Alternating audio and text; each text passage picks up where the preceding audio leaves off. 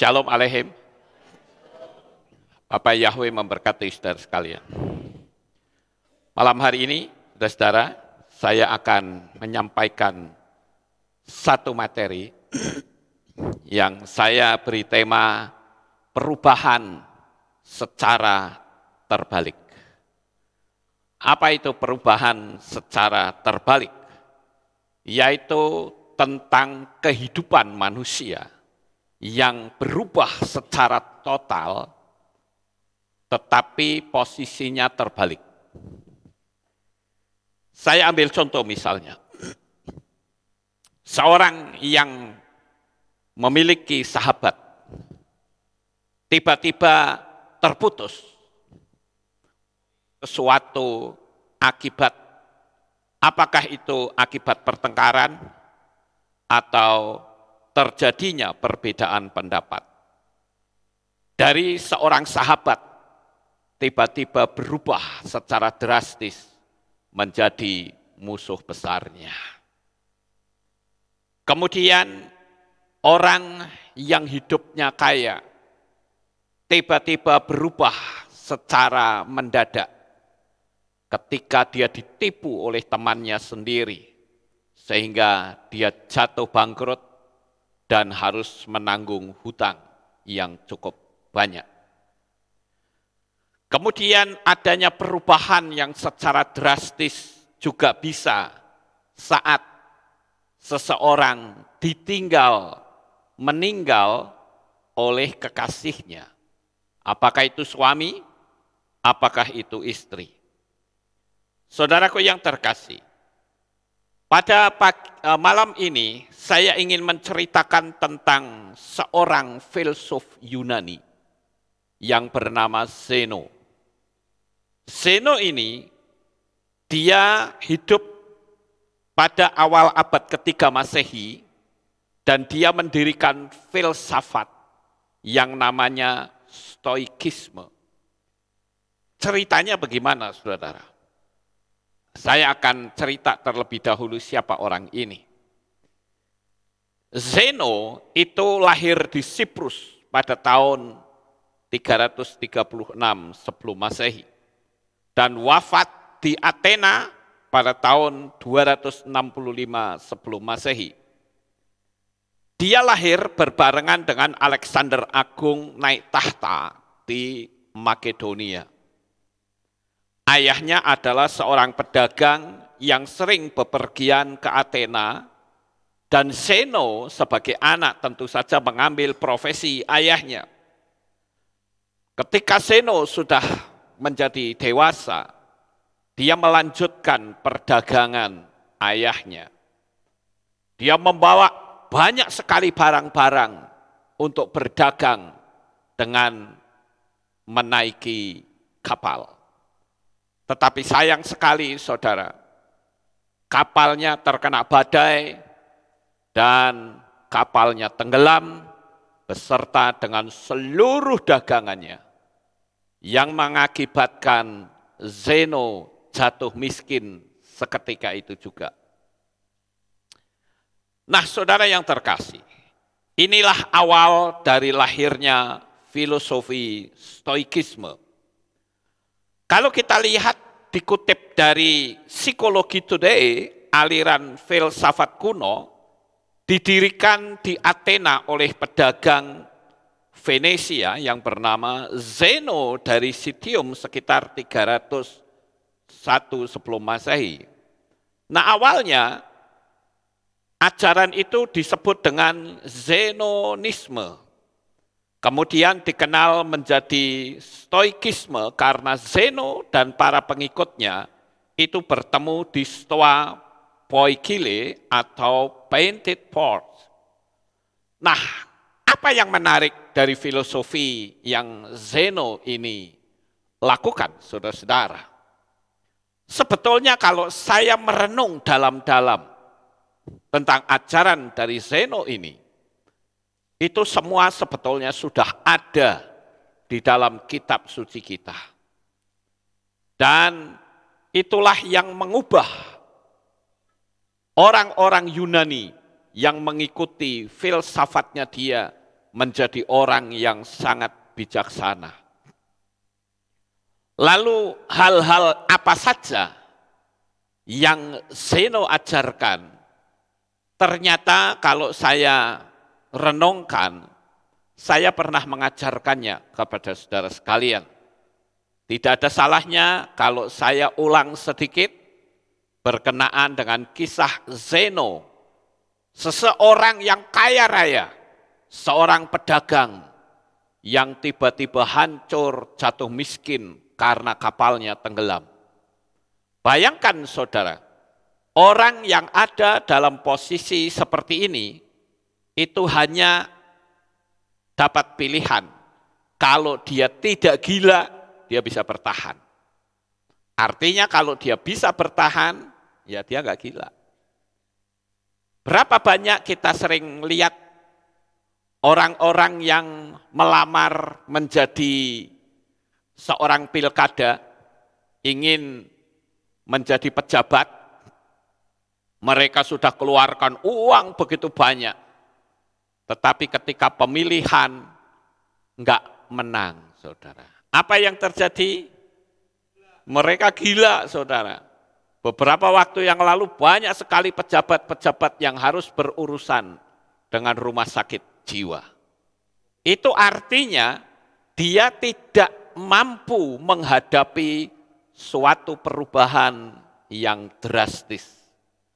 Nah, pada malam hari ini, saudara-saudara, ada baiknya ketika kita mendengarkan renungan ini, kita bisa mengambil ilmu dari apa yang firman Tuhan ajarkan.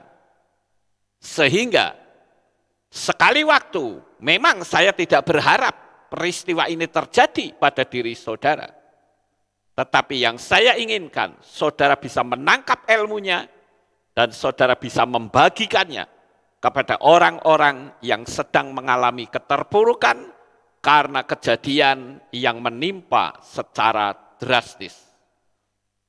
Orang kalau mengalami hidup yang nyaman tiba-tiba anjlok, itu bisa saja menderitanya luar biasa, saudara. Ada yang bisa berurusan dengan rumah sakit jiwa, ada juga yang mati bunuh diri. Nah, oleh karena itu malam hari ini, bagaimana caranya kita bisa menghadapi perubahan drastis yang terjadi pada diri manusia. Sekali lagi, apa yang saya bagikan ini, saya tidak berharap terjadi pada diri saudara. Yang saya inginkan kehidupan saudara bukan anjlok secara tiba-tiba, tetapi saudara akan terus naik dan tidak pernah turun. Firman Tuhan katakan engkau dijadikan Tuhan bukan sebagai ekor, tetapi sebagai kepala. Nah, apa yang harus kita lakukan ketika kita mengalami peristiwa yang sangat tidak mengenakkan, saudara? Yang pertama adalah fokuslah pada hal-hal yang bisa kita kendalikan. Semakin kita menghargai hal-hal yang ada di luar kendali kita, maka semakin sedikit kendali yang bisa kita miliki. Jadi pikiran kita itu harus bisa mengendalikan situasi. Saudara akan fokus pada masalah atau saudara fokus kepada kemenangan. Kita tentu tahu, saudara, bahwa di dalam perjalanan hidup manusia itu pasti sekali waktu akan berhadapan dengan apa yang namanya penurunan tajam. Saya sebetulnya sudah pernah menyampaikan materi ini yang saya beri tema The Power of Focus 4 tahun yang lalu.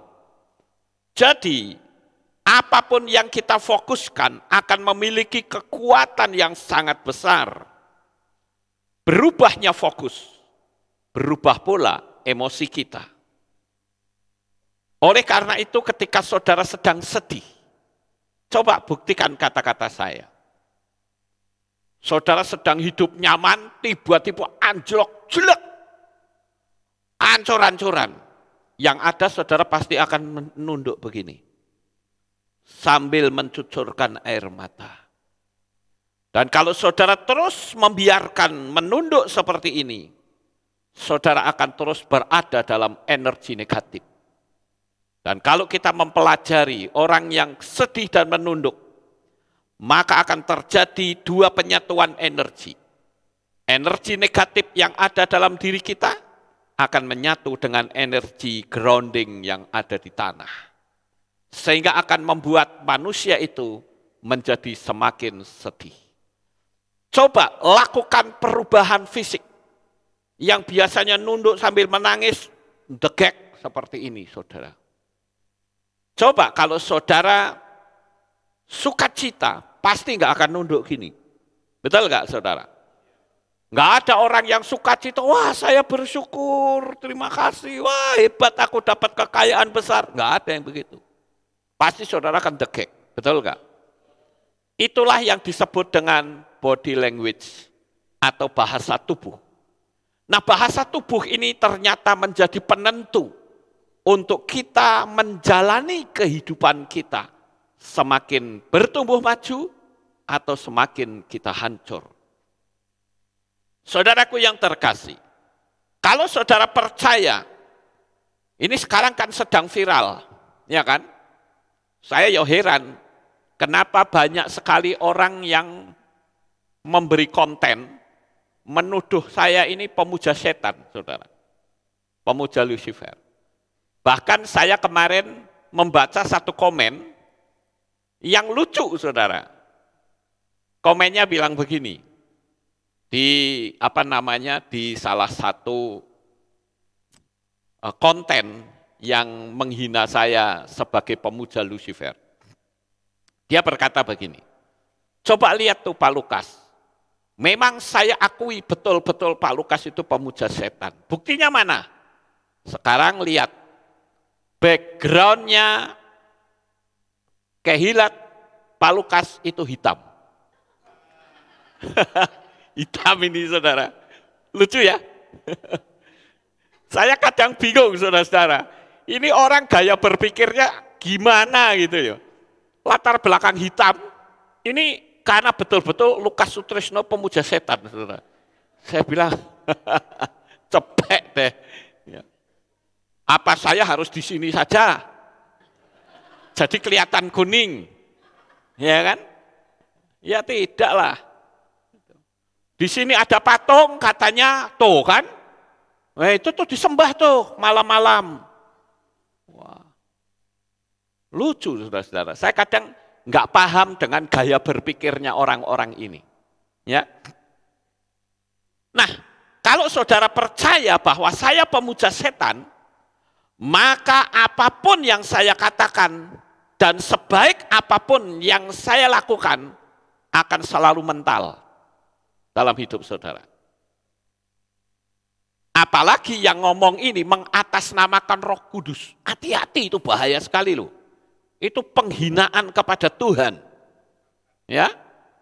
Penghinaan kepada Tuhan dan ngomong sembarangan, saudara. Menyebut nama Yahweh Elohim dengan sembarangan. Tapi anehnya, kontennya makin banyak, pengikutnya juga makin banyak. Jadi saya hanya berpikir memang firman Tuhan harus tergenapi. Bahwa akan banyak yang tertinggal. Hati-hati Bapak Ibu yang terkasih. Ada orang yang memberitahu kepada saya begini. Pak Lukas, orangnya kayak gitu nggak usah diurusin. Oh itu yang WA saya banyak sekali saudara. Berkenaan dengan klarifikasi saya kemarin. Ya. Kenapa sih kok saya klarifikasi? Karena itu hanya untuk menjawab karena saya malas nulis WA. Paham Bapak Ibu? Saya malas nulisnya. Kenapa? Karena orang banyak tanya. Maaf Pak Lukas, saya ingin mengklarifikasi apa betul Pak Lukas itu pemuja setan. Lah kalau saya mesti jawab satu-satu begini-begini. Kesel saya saudara, capek tangan saya. Jadi saya pikir ya udahlah saya bikin konten saja, kalau orang tanya saya tunjukkan linknya, tontonan dewe, itu pernyataan saya. Maksud nggak Bapak Ibu? Saya tahu orang-orang yang ngerti kehidupan saya nggak akan percaya saya pemuja setan. Amin. Kalau saya pemuja setan, di mana saya memujanya? Wong pastorinya ya saya kemana-mana ya jemaat tahu. Ya. Orang bisa saja berdalih. Lah itu kalau jemaat sudah pulang, bisa saja Pak Lukas malam-malam memuja setan. Masuk akal nggak? Masuk akal. Gitu. Tapi kan ada orang pastori yang lihat saya memuja setan atau tidak. Kan lucu ya saudara. Tapi ya sudahlah. Saya juga hati saya tidak terluka. Saya juga tidak sakit hati. Yang ada justru saya kasihan. Ya, pernyataan murahan seperti itu kok didengarkan. Bahkan yang lebih parah lagi, menanggapi benar. Faktanya, coba lihat background, Pak Lukas khotbah itu belakangnya hitam. Ya, itulah benar-benar pemuja Lucifer. Kan lucu saudara. Ya, tapi ya sudahlah. Tapi di sini saya akan memberitahu, kalau seseorang atau saudara sudah tidak suka dengan orang lain, lihat saja apapun yang dikerjakan dan dilakukan, bahasa sebaik apapun, pasti akan ditangkap dari sisi negatif. Nah, sekarang saya mau tanya kepada saudara nih, saudara yang sedang nonton saya saat ini.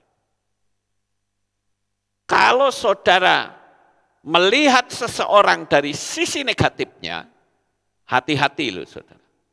Saudara sedang melontarkan energi negatif kepada orang tersebut.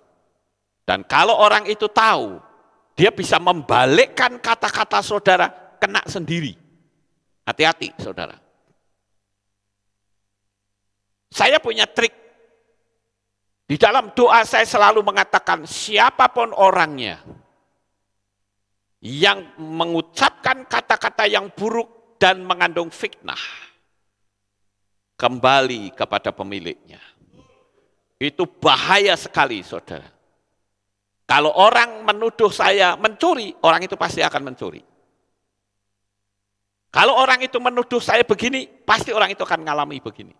Kenapa? Karena sudah mengembalikan.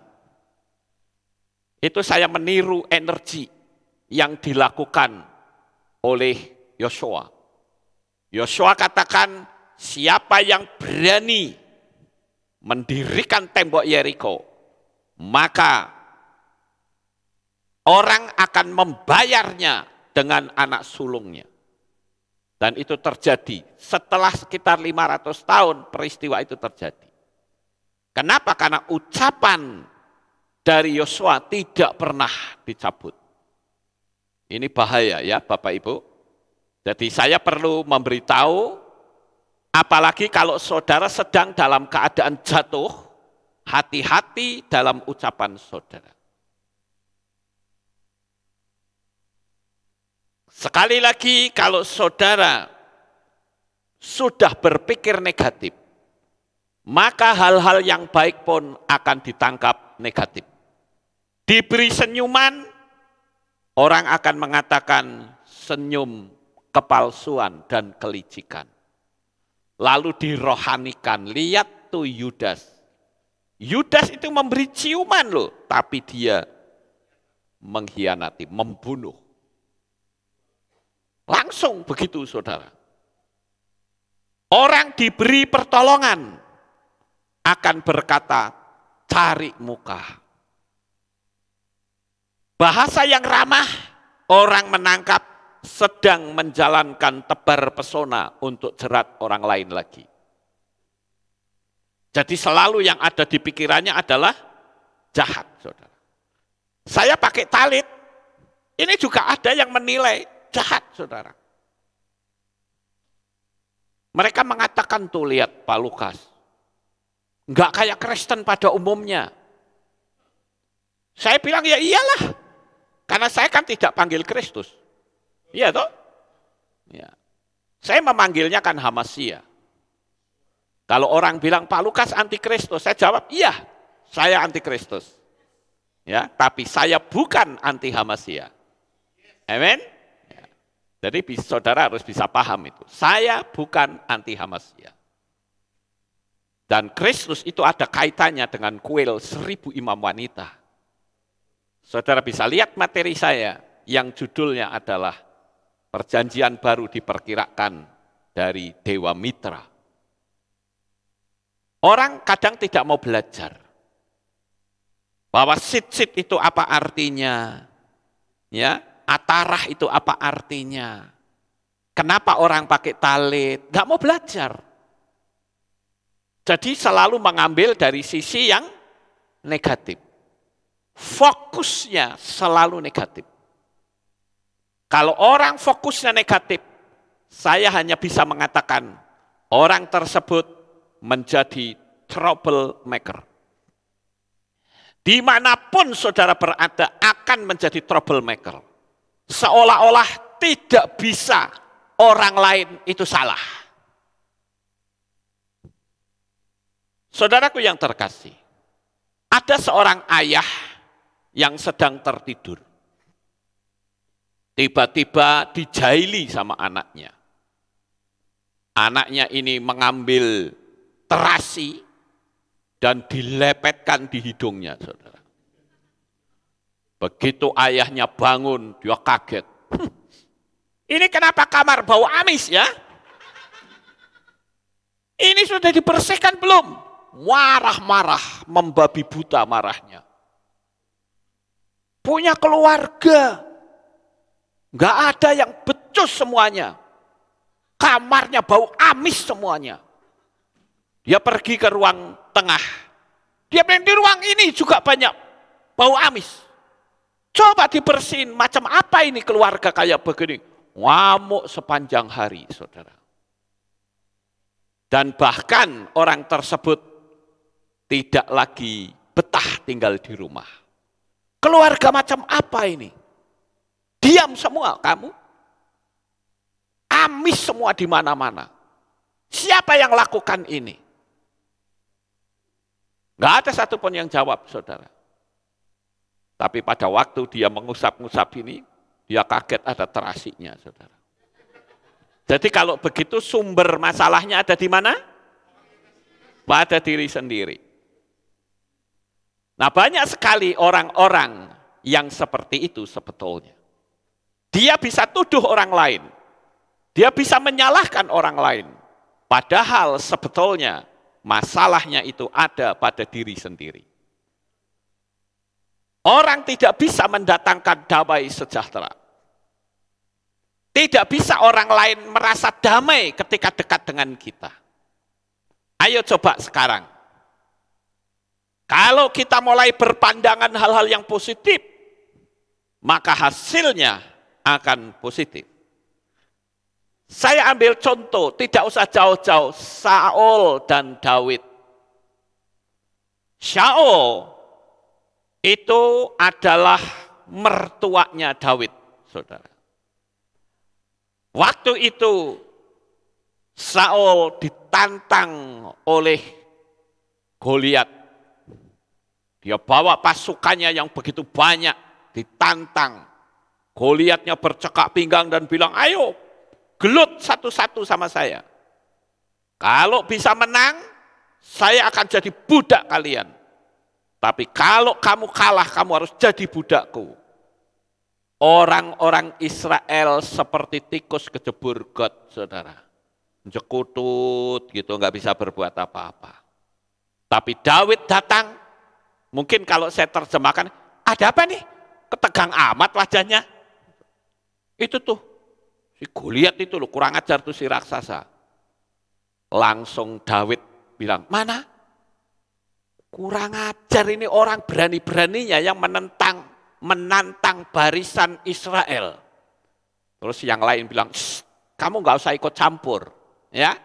Kamu itu seorang penggembala, itu militer loh, nggak main-main loh. Dia terlatih dalam peperangan. Lalu si Daud bilang, saya akan hadapi orang yang tak bersunat ini, akan aku binasakan. Jangan, kamu bisanya apa? Sekarang urusi saja kambing dombamu. Ini yang ngomong kakaknya, saudara. Si Eliab kalau tidak salah dia bilang, urusi kambing dombamu yang cuma 2-3 ekor itu. Enggak usah ngurusin kami. Kami adalah orang-orang yang pandai berperang. Pandai berperang kok lawan Goliat satu aja enggak berani. Ya kalau saya jadi Saul, enggak urusan dia mau tantang, serbu, pasti mati, saudara. Amin. Ya. Waktu itu Daud berkata, saya akan hadapi orang tak bersunat ini.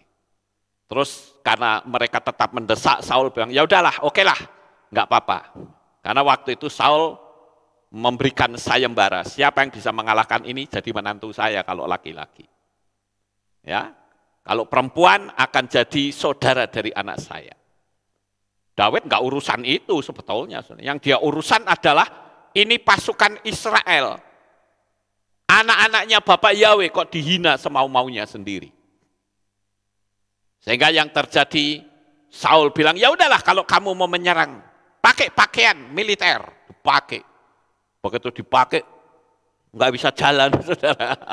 Nggak bisa jalan, susah jalan pakai pakaian kayak beginian. Ya, sehingga dilepasin semua. Lalu Daud datang dengan ketapelnya. Kamu datang dengan tongkat dan lembing, tapi aku datang dengan nama Yahweh Sebaot, Yahweh semesta alam. Dia umbankan pelintangannya, duang, kena kepalanya, duak, langsung buak, mati dia, saudara. Begitu mati semua orang Israel bersorak, oh maju, berantakan semua mereka. Ya. Harusnya Saul apa, saudara? Bangga, senang, wah. Menantuku ini wis ganteng, pemberani sisan. Harusnya kan gitu. Yang terjadi cemburu, saudara. Gara-gara waktu Daud pulang, ada cewek-cewek yang nyambut. Saul membunuh beribu-ribu musuh, dan Daud berlaksa-laksa. Kurang ajar.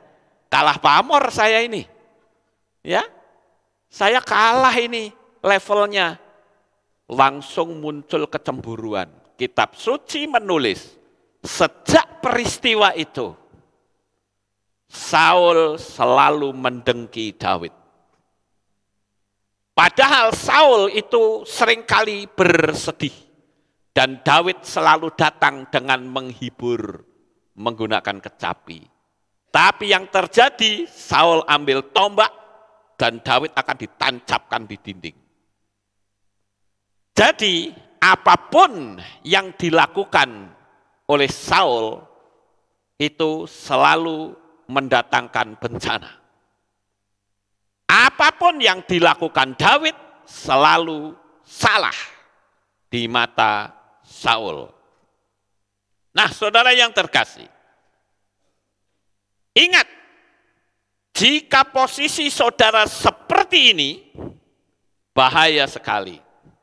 Ayo saudara deteksi hati saudara masing-masing saat ini juga. Begitu juga dengan saudara yang ada di rumah masing-masing di berbagai belahan dunia manapun. Bagaimana dengan sikap hati saudara sekarang? Apakah hatimu mendengki seseorang? Ini bahaya sekali. Saudaramu berdalih dengan cara apapun, energi negatif akan mengikutimu dan bencana akan mengikutimu. Saya jadi teringat, Bapak Ibu. Saya adalah seorang yang melayani pekerjaan Tuhan dan saya tidak mau cacat hati saya. Mungkin banyak orang dari saudara yang mengikuti streaming ini belum pernah tahu bagaimana rasanya seluruh pelayan-pelayan musik pada bubar meninggalkan. Pada waktu itu saya lupa tahun berapa, ya. Saya memberitahu bahwa mulai sekarang panggung ini hanya boleh memberitakan nama Bapak Yahweh dan Yeshua HaMashiach. Tahun 2000 ya, tahun 2000 kira-kira. 2005, ya saudara, itu mengerikan sekali peristiwa itu. Karena begitu saya mengumumkan, semua orang yang melayani, yang disebut waktu itu namanya apa? Pelayan praise and worship ya, itu memboikot, tidak mau melayani. Mereka mengatakan kami vakum. Ya kalau kami vakum ya saya tidak ojo vakum ya. Janganlah gitu. Ya udahlah kita tetap seperti biasa saja. Saya tidak bisa begitu. Saya di sini seorang pemimpin dan saya harus memimpin jemaat dalam kebenaran. Saya katakan kita sudah mengenal nama Bapa Yahweh. Kita mengenal nama Yeshua HaMashiach, kita singkirkan dua nama asing. Kita harus memanggil nama yang benar. Kalau Anda vakum, silakan, saya cari yang lain. Seperti biasa, saudara. Pelayan-pelayan musik, singer, leader, dan sebagainya, itu selalu tiap bulan mendapatkan persembahan kasih. Orang suka nyebutnya PK ya, persembahan kasih. Biasa pada waktu itu yang selalu memberikannya itu Pak Bob. Pak Bob almarhum.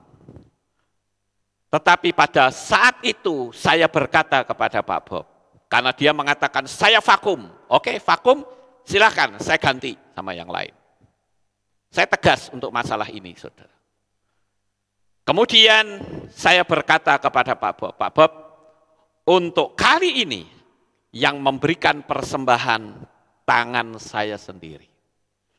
Kasih tahu sama mereka, besok kamu kumpul semua. Dan saya memberikan persembahan.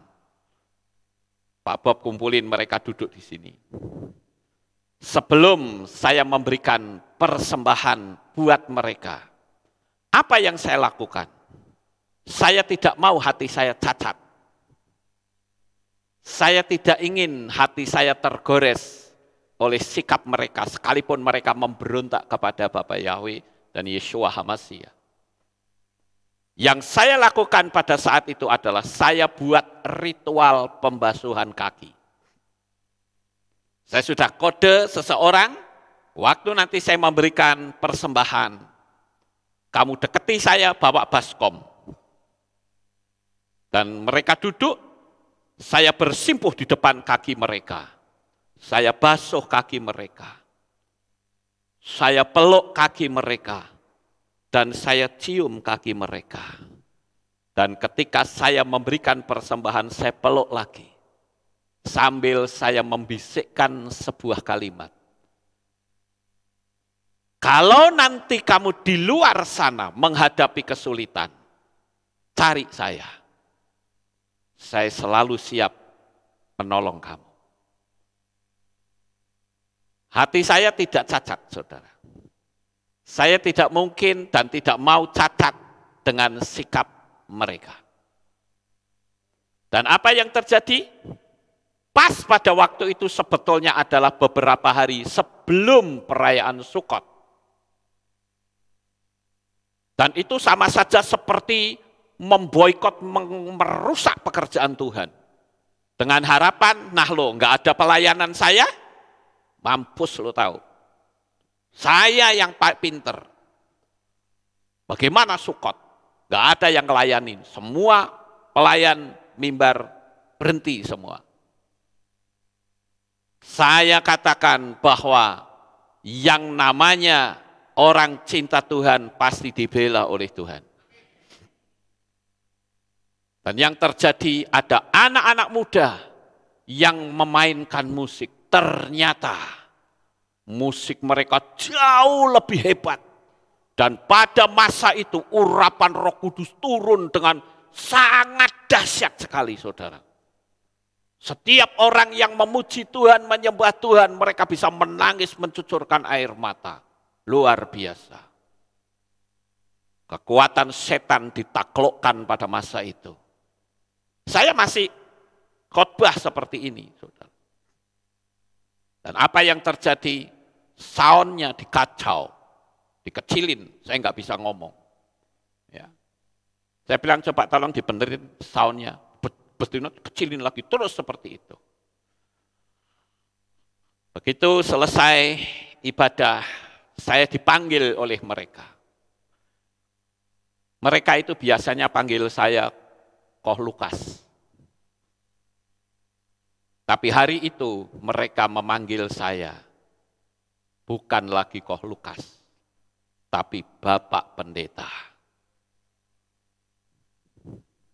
Saya mau tanya kepada Bapak Pendeta, apakah benar Bapak akan tetap memanggil nama Yeshua dan Yahweh? Saya bilang ya. Kalau begitu kami vakum. Ya sudah, nggak apa-apa. Kan yang minta vakum kan kamu sendiri. Ya kan? Jadi jangan salahkan kalau saya ganti orang. Dan ternyata Tuhan pilihkan orang-orang hebat. Yang kepandaian main musiknya jauh lebih luar biasa. Orang berani memboikot pekerjaan Tuhan, resikonya besar, saudara. Jadi saya ingin agar kita belajar supaya kita menjadi orang-orang yang berhati tulus di hadapan Tuhan. Bayangin aja, ketika saya mencanangkan nama Yeshua HaMashiach, yang memboikot itu bukan 1-2 orang loh, saudara. Kalau tidak salah waktu itu 27, betul nggak? 26? 26. Ya, pelayannya 26. Keluarganya juga ikut, bubar.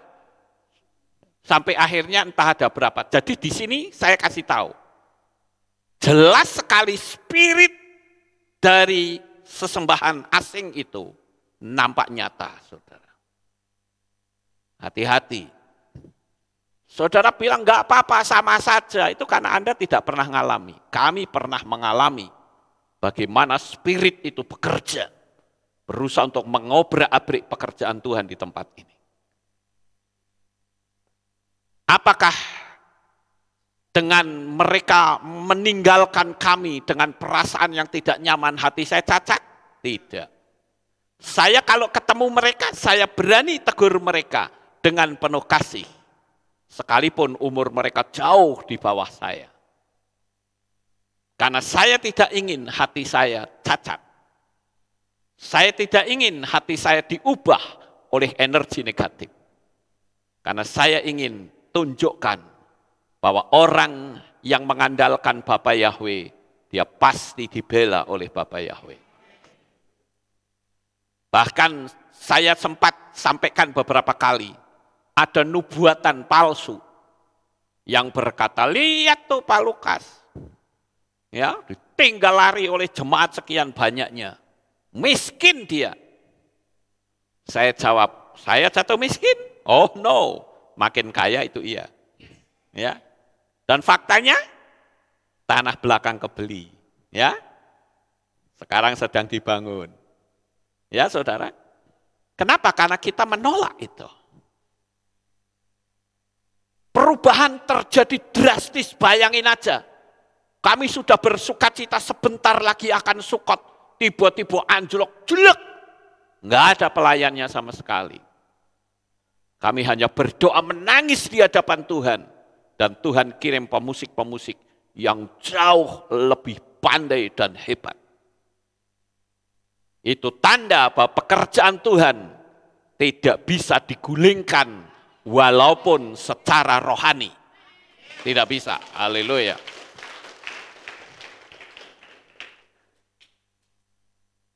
Saudara yang terkasih, saya katakan kekuatan fokus ini luar biasa. Contohnya apa? Pernahkah saudara merenung, kenapa ya hutan kok bisa kebakaran? Padahal di sana nggak ada orang, siapa yang membakar? Apakah di sana ada setan yang membakar hutan? Tidak. Sekarang saya mau nguji tingkat intelijensi saudara. Kira-kira hutan yang bisa sampai kebakaran padahal tidak ada orang, itu gimana jalan ceritanya? Ayo, ada yang tahu? Ya, iya betul, ya. Ibu Andini 100. Haleluya. Beri tepuk tangan dong. Haleluya. Saudara tahu jawabannya apa? Ada tetesan embun. Tetesan embun yang kena sinar matahari, dia membentuk lensa embun itu dan fokus kepada daun yang kering. Maka daun kering itu akan terbakar dan terjadilah kebakaran hutan yang hebat. Sekalipun tidak ada manusia. Paham Bapak Ibu? Iya, itu dia. Ya. Jadi apapun yang difokuskan memiliki kekuatan yang sangat besar. Kalau saudara fokus bahwa hidupku akan diberkati oleh Bapa Yahweh, pasti diberkati. Tapi kalau pikiran saudara selalu negatif, yang terjadi adalah negatif. Jadi hari ini saya beritahu kepada saudara, jikalau saudara mengalami perubahan yang drastis, yang tadinya nyaman menjadi tidak nyaman, berbicaralah kepada diri saudara, katakan, terima kasih Tuhan, ini menjadi sebuah kesaksian yang hebat. Karena hebatnya sebuah kesaksian itu kan karena adanya tantangan ya Bapak Ibu. Misal ada orang cerita, oh rumah saya kebakaran. Kebakaran itu kan tantangan. Ya, wah, wajannya apa itu? Kualinya itu kebakaran. Tapi saya siram hanya dengan air 1 gelas dalam nama Yesus, biur mati semua. Itu kan mujizat. Iya toh? Di luar nalar manusia. Artinya kebakaran itu justru menjadi kembangnya kesaksian. Kesaksiannya menjadi indah, Bapak Ibu. Ya. Jadi saya katakan, ketika saudara menghadapi kesulitan, tantangan sebesar apapun, jangan kelokro sekalipun kondisimu dibalik seolah-olah.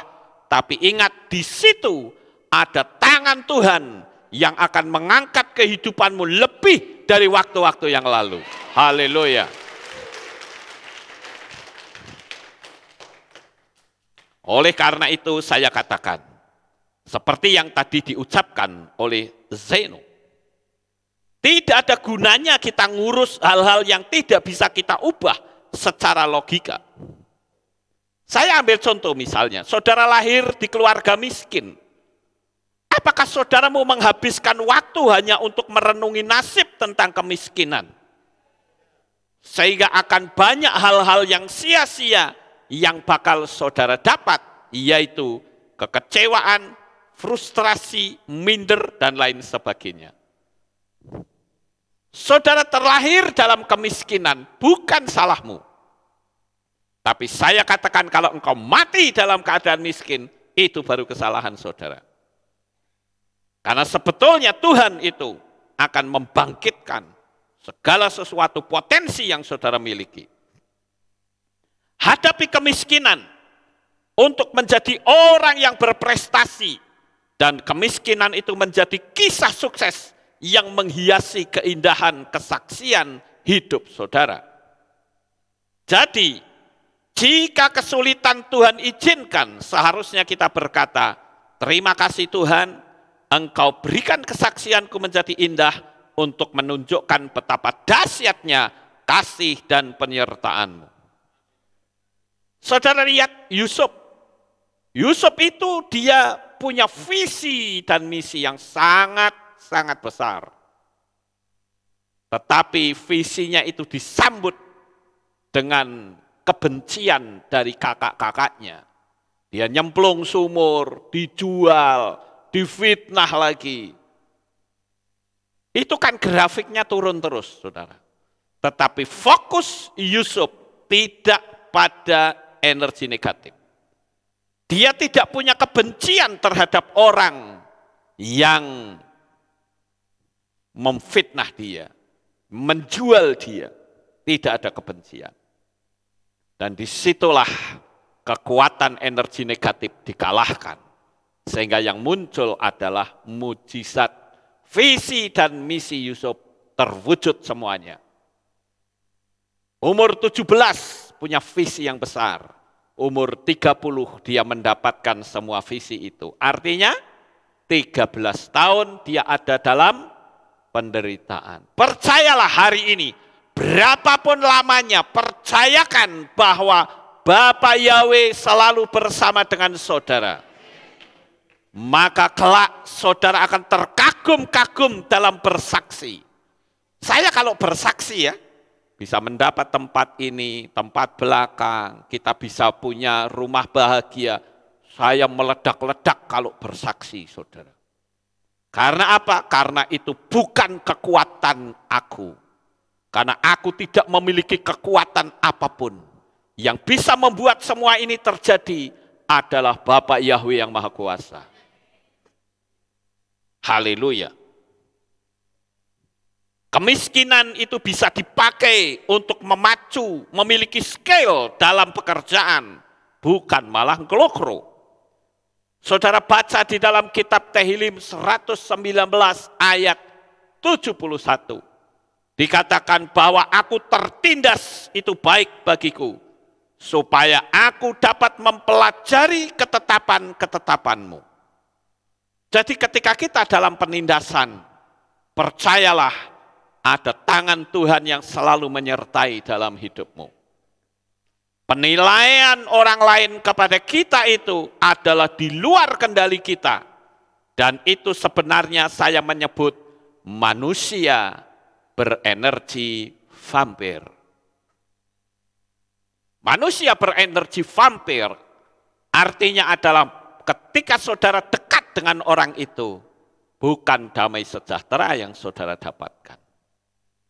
Orang itu selalu membicarakan keburukan orang lain. Selalu nyinyir. Dan yang ada hati saudara menjadi tidak nyaman.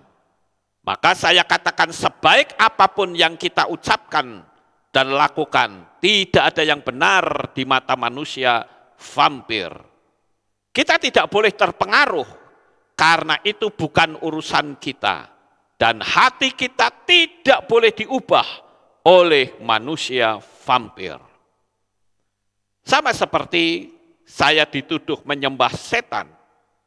Hanya orang-orang yang saya katakan, mohon maaf, tidak punya kemampuan untuk menyelidiki. Asal percaya karena yang ngomong adalah Roh Kudus. Bahkan kemarin ada orang yang mengatakan begini sama saya. Pak Lukas percaya Roh Kudus atau tidak? Oh, saya percaya. Ada baptisan Roh Kudus? Oh, ada. Lalu saya tanya sama orang itu, karena dia berkata, oh pokoknya Roh Kudus nomor 1 begini-begini. Saya bilang, kamu percaya Bapa Yahweh di dalam Yeshua HaMashiach? Dia bilang tidak. Saya percayanya adalah Allah dan Yesus. Dan saya katakan kalau kamu tidak percaya kepada Yeshua HaMashiach dan Bapa Yahweh, itu bukan Roh Kudus tapi roh setan. Saya terang-terangan mengatakan begitu, saudara. Karena di luar nama itu pasti bukan roh Bapa Yahweh. Karena Roh Kudus itu adalah rohnya Bapa Yahweh. Dan saya tegas kalau ngomong, saudara. Karena saya tidak mau mencela-menceli. Esok dele, sore tempe. Ya. Saya punya prinsip, begini ya begini. Dan saya katakan, maaf ya, kamu tidak bisa mengubah saya dengan teorimu. Aku pun juga tidak bisa mengubah kamu. Jadi maaf ya, setelah saya kirim WA ini, kamu saya blokir. Karena saya tidak mau energi saya dimakan vampir. Amin. Ya. Saya harus punya kehidupan prinsip iman yang tidak bisa diubah.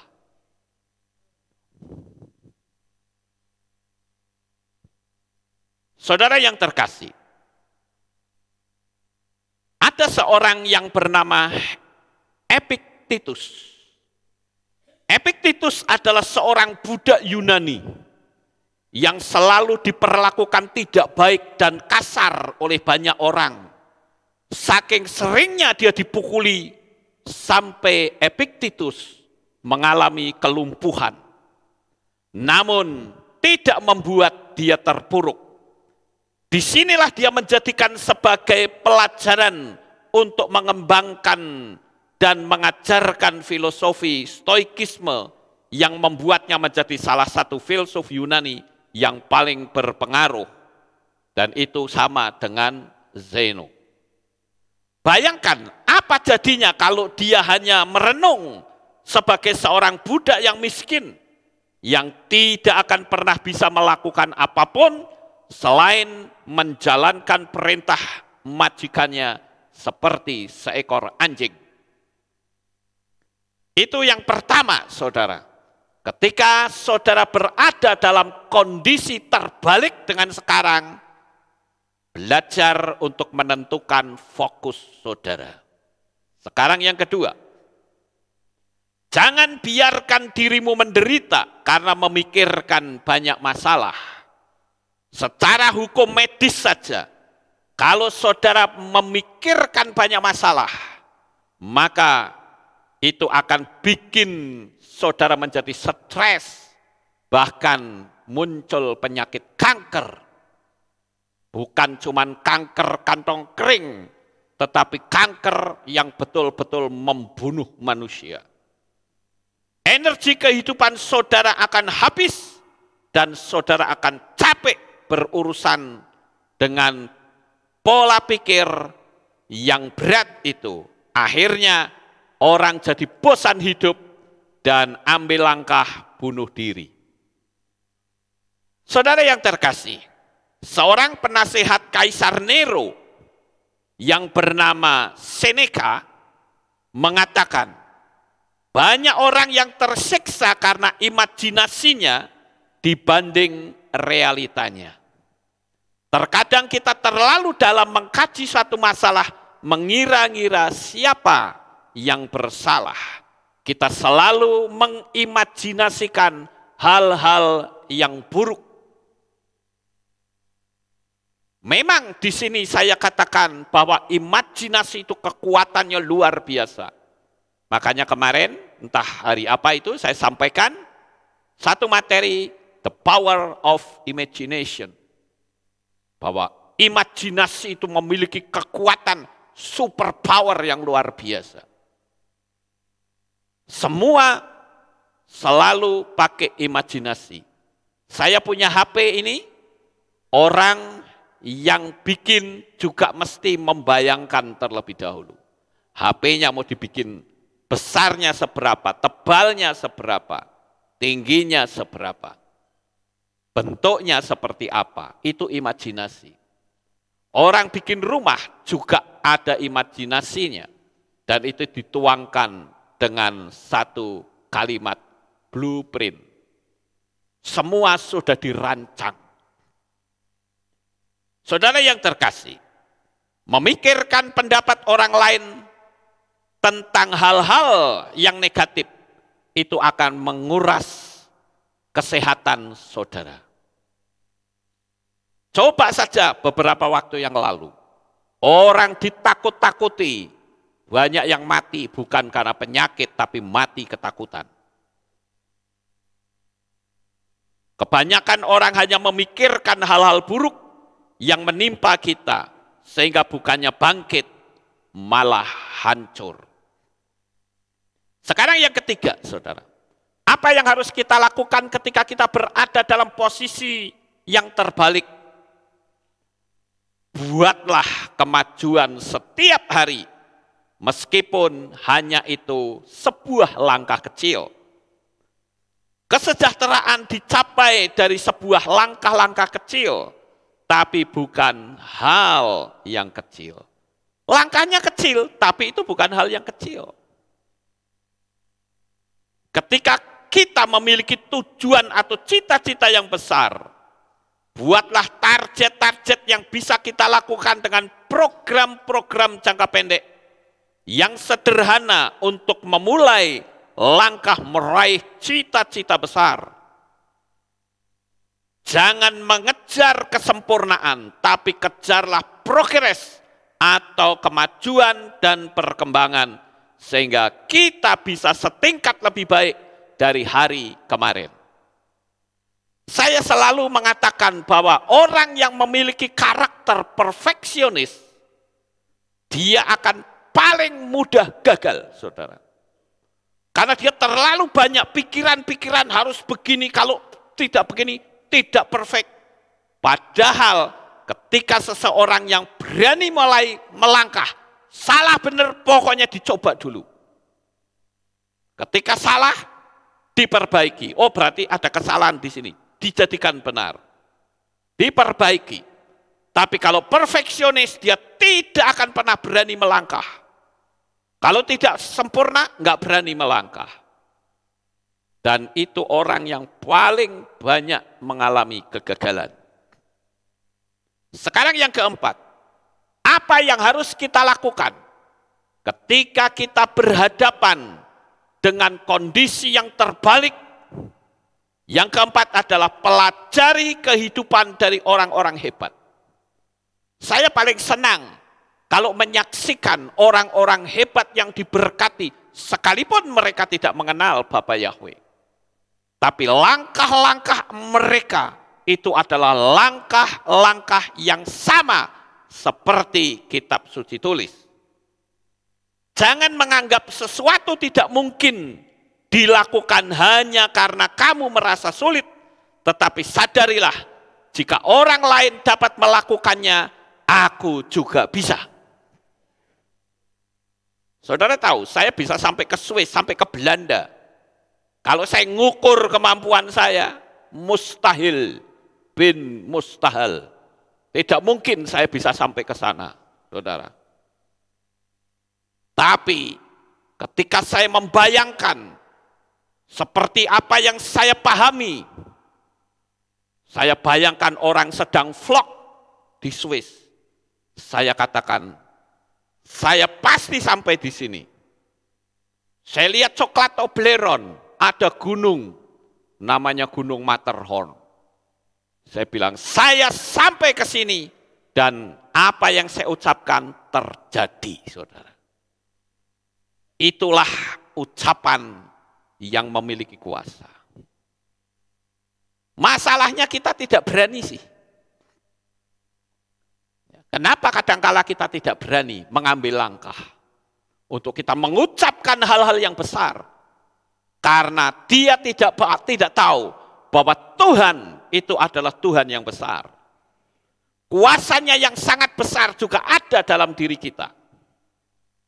Jadi dalam kondisi terpuruk seperti apapun, itu hanya sebuah lintasan sementara.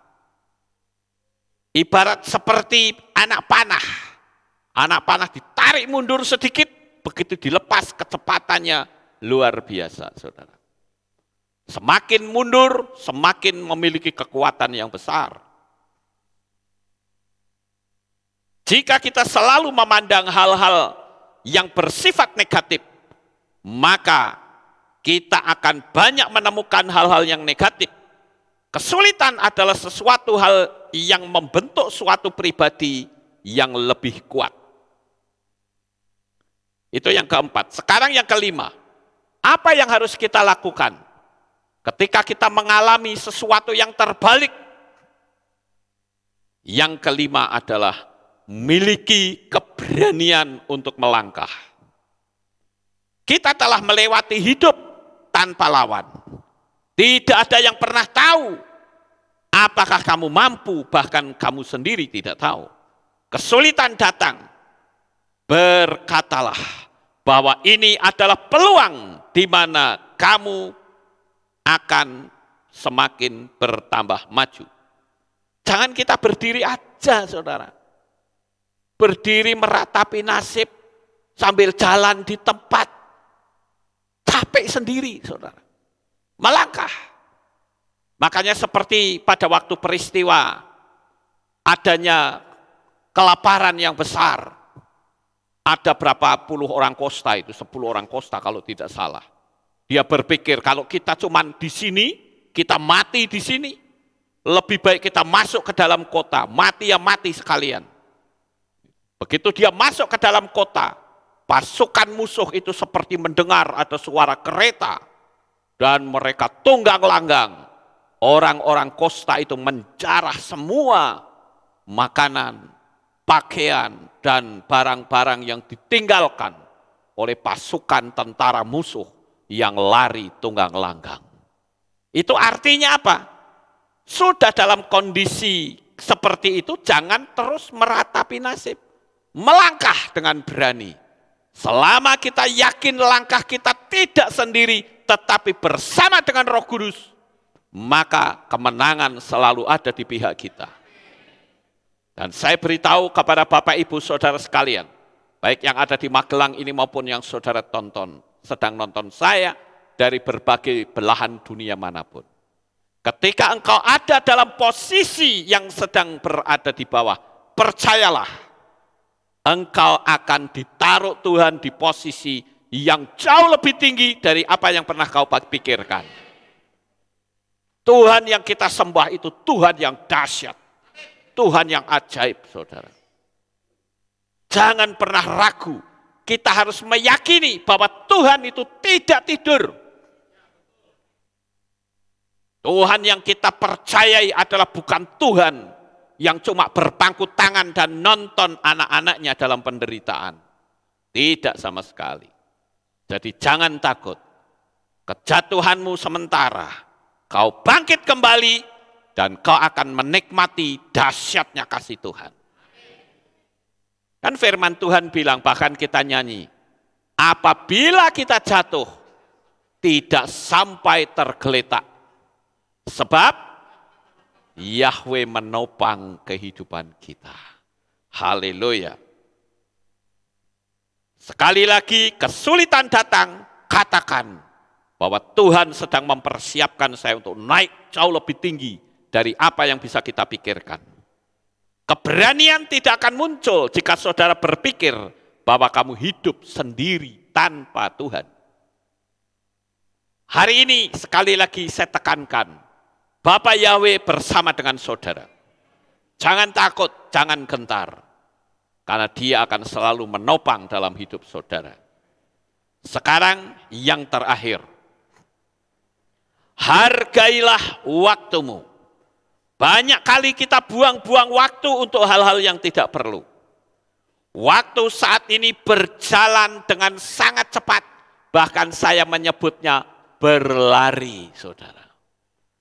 Saya tidak tahu saudara percaya atau tidak yang saya katakan, bahwa waktu 1 minggu itu cepatnya luar biasa sekarang. Itulah tanda bahwa apa yang firman Tuhan katakan, jika waktunya tidak dipersingkat, maka segala yang hidup, bahkan orang-orang pilihan, tidak akan selamat. Tapi hari ini saya beritahu, sebelum saya tutup firman Tuhan yang saya sampaikan ini, saya akan kasih tahu kepada saudara, Bapa Yahweh sedang mempersiapkan kesuksesanmu dari mulai hari ini sampai selama-lamanya. Sukses besar untuk saudara. Bapa Yahweh memberkati. Haleluya. Kita tunduk kepala, kita berdoa. Kami mengucapkan terima kasih dan syukur kepadamu ya Bapa. Malam hari ini kami bersama-sama telah mendengarkan renungan firman. Biarlah apa yang kami dengar, kami boleh tanamkan di dalam hati kami, dan kami menjadi pelaku-pelakunya. Terima kasih Bapa, kami mempersembahkan seluruh kehidupan anak-anakmu semua dalam tanganmu. Di dalam nama Adonai Yeshua HaMashiach, kami sudah berdoa. Semua berkata, amin. Haleluya. Kita akan dengar pengumuman. Shalom. Berjumpa kembali dalam Aleph Tau Update News. Berikut pengumuman minggu ini. Info Hari Raya. Hadirilah Hari Raya yang ditetapkan Bapa Yahweh, Hari Raya Shavuot, yang akan dilaksanakan pada hari Minggu 5 Juni 2022 pukul 5 sore dengan tema Roh Kudus memulihkan umatnya. Ibadah pagi digabung sore. Demikian pengumuman minggu ini. Sukses besar bagi saudara. Bapa Yahweh memberkati. Itulah pengumumannya, saudara-saudara. Sebelum saya tutup, saya akan jawab pertanyaan ini dari seorang netizen dari MQ7. Pertanyaannya begini, jika ada orang yang melemparkan kata-kata negatif pada suami atau anak, apakah saya bisa menengking perkataan negatif tersebut? Atau yang bersangkutan sendiri yang harus menolak? Terima kasih. Sekarang saya mau ajukan pertanyaan ini, tolong siapa yang berani jawab? Saudara bisa atau tidak? Bisa atau tidak? Bisa, saudara. Jadi ketika ada seseorang yang ngata-ngatain, melemparkan kata-kata negatif kepada suami saudara atau anak saudara, saudara bisa menangkis perkataan tersebut. Katakan, dalam nama Adonai Yesus, apa yang kamu ucapkan tidak terjadi dalam hidup anak dan suami saya, tetapi kembali kepada pemiliknya. Katakan begitu saja, saudara. Maka yang terjadi adalah ucapan itu akan kembali kepada pemiliknya. Tadi saya sudah sedikit singgung, kalau dia menuduh kita mencuri, akan terjadi dia sendiri yang nanti mencuri. Ya. Jadi tidak harus yang bersangkutan sendiri yang menolak, tetapi kita bisa melakukannya, dan percayalah, mulut kita punya kuasa. Selama kita melakukan ini dengan kesungguhan hati, maka energi negatif yang diarahkan kepada suami dan anak tidak akan bisa menimpa mereka. Termasuk santet, saudara. Karena saya tahu di dalam diri kita itu ada power, ada kuasa. Firman Tuhan katakan, tidakkah kamu tahu bahwa roh yang ada di dalam kamu jauh lebih besar dari roh yang berkuasa di dunia ini. Itu ada di dalam kitab 1 Yohanes 4 ayat yang keempat. Bapak Yahweh memberkati. Kita bangkit berdiri, kita tutup dalam doa. Haleluya. Terima kasih Bapak Yahweh, selesai sudah ibadah kami pada malam ini. Sebentar lagi anak-anakmu akan pulang ke rumah mereka masing-masing. Jaga lindungi peliharakan mereka sampai di rumah dengan selamat. Pertemukan kembali pada jam-jam ibadah mendatang di dalam ikatan tali kasih-Mu. Dan hari ini saya percaya, siapapun yang mengalami kehidupan yang terbalik, maka akan terjadi mujizat yang besar. Dan Bapa Yahweh menyertai mereka semua. Terima kasih Bapa, lindungi, jaga, peliharakan kami anak-anak-Mu dan seluruh netizen yang mengikuti streaming ini. Berkati mereka semua ya Tuhan. Sehingga perjalanan hidup mereka akan aman, tentram, damai, sejahtera. Dan kami bisa kembali lagi berjumpa di negeri cahaya. Terima kasih Bapa, di dalam nama Adonai Yeshua HaMashiach kami sudah berdoa. Mari kita angkat tangan kita dan kita akan menerima berkat Kohanim. Haleluya. Yefareh keka Yahweh wa yismereka.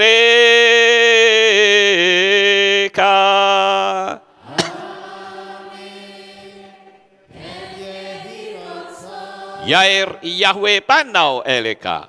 Wihuneka.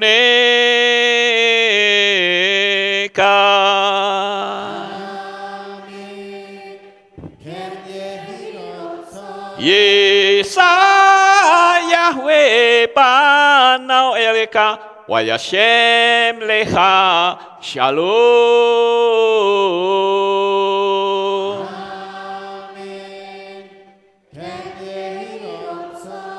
Baruk atapair ufaruk atabasadeh. Engkau akan diberkati di kota dan kau akan diberkati di ladang. Baruk peripitne kau friat matka ufri fahem teka shekar ala peka wa esterot soneka. Diberkatilah buah kandunganmu, diberkati hasil bumimu, diberkati hasil ternakmu, anak-anak lembumu dan anak-anak dombamu. Baruk tanah kaum misyarteka, diberkatilah bakulmu dan tempat adonanmu. Baruk ata baboy kau faruk ata beseteka, dan kau akan diberkati pada waktu engkau masuk dan engkau akan diberkati pada waktu engkau keluar. Baruk ata Yahweh Elohenu melek haolam beshem Yeshua HaMashiach wa ruach hakodes kile olam faet Kami sudah berdoa dan mengucap syukur. Haleluya.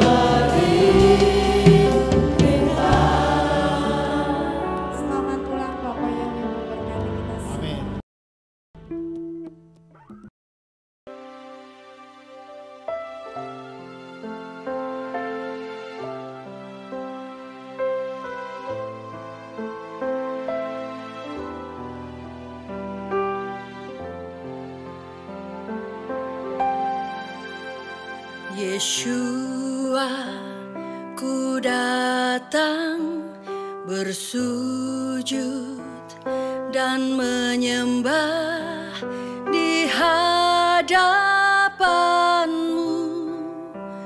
Ku berserah penuh.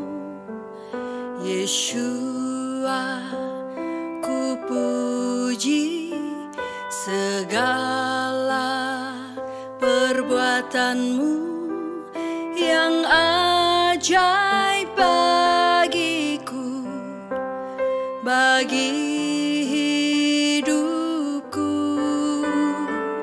Nama-Mu Yeshua yang telah selamatkanku.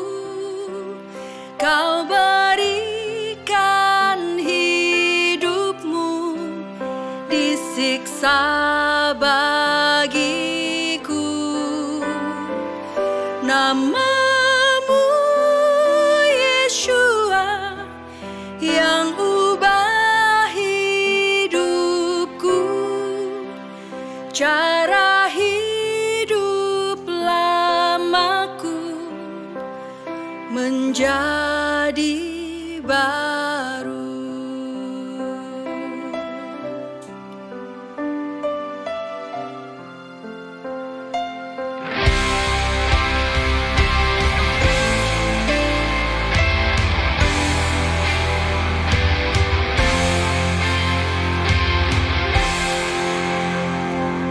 Yeshua, ku datang bersujud dan menyembah di hadapan-Mu.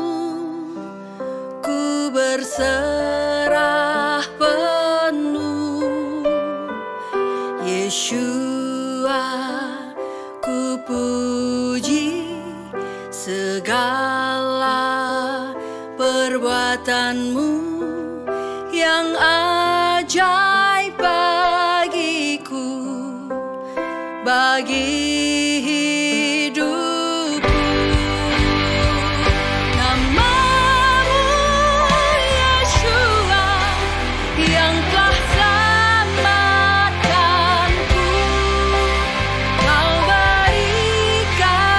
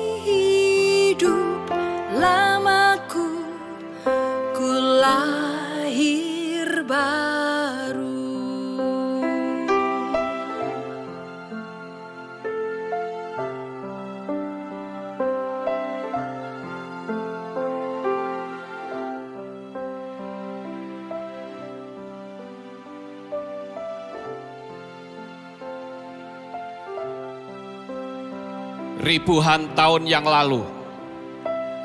Nama itu ada sebelum dunia dijadikan.